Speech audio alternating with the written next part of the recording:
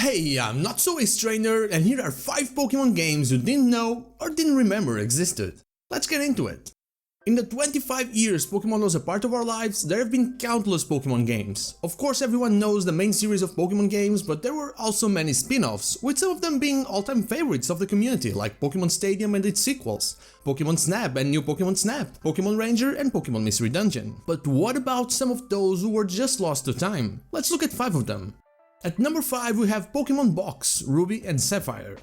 When Pokemon Bank released as a Nintendo 3DS app back in 2013 and 2014, depending on where we were from, it gave us something that we never knew we needed but was actually a very useful thing.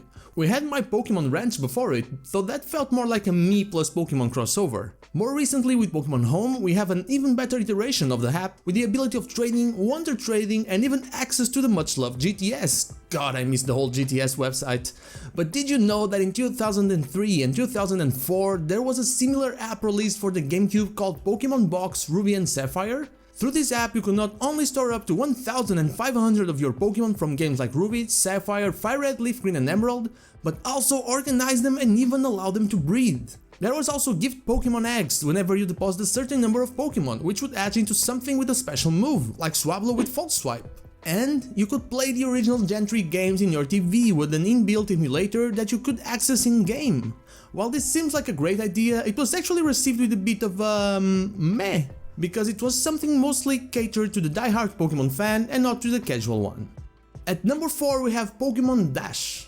It was 2004-2005, depending on where you live, and the Nintendo DS was the next big thing for Nintendo, and all Pokemon fans were sitting and waiting for the next Pokemon game to come to it. A new adventure, a new region, new Pokemon. Wait, is that a Pokemon racing game? Yes it was. Pokemon Dash was a racing Pokemon game with multiplayer that had you play as Meowth, the new Pokemon Munchlax in its first ever game, Bulbasaur, Teddiursa, and more. Though if you were the kind of person that prefers to play solo or you didn't have any friends with Pokemon Dash, well, you were stuck with Pikachu all the way. The game wasn't received with the best reactions and it fell flat very quickly.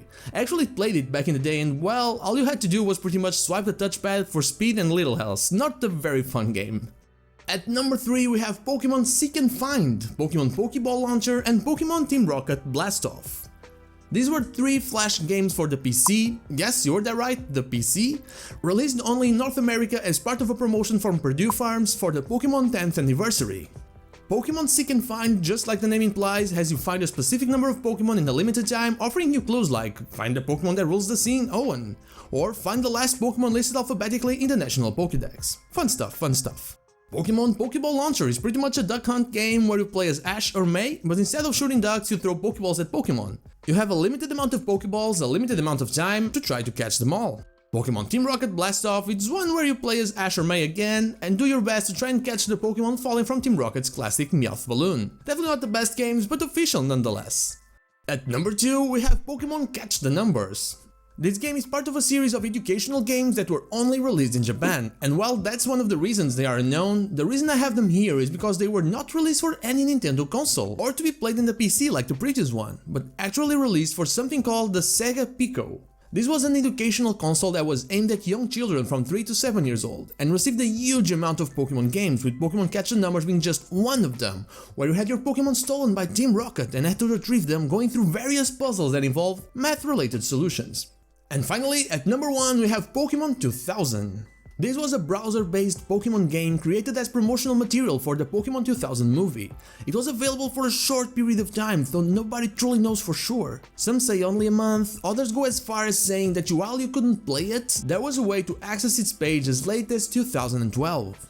Basically, you started your adventure in a 2.5D world after choosing your Pokemon team and difficulty. That would take you to different islands guarded by the 3 legendary birds Zapdos, Moltres and Articuno, in order to retrieve one ancient fear from each. That's not a bad plot for an actual Pokemon game, to be honest. There you had obstacles to overcome using your team, and Pokeballs that you could use to level Pokemon up or get one of your Pokemon stolen by Team Rocket. That sounds weird, I know, but everything about this game is really hazy.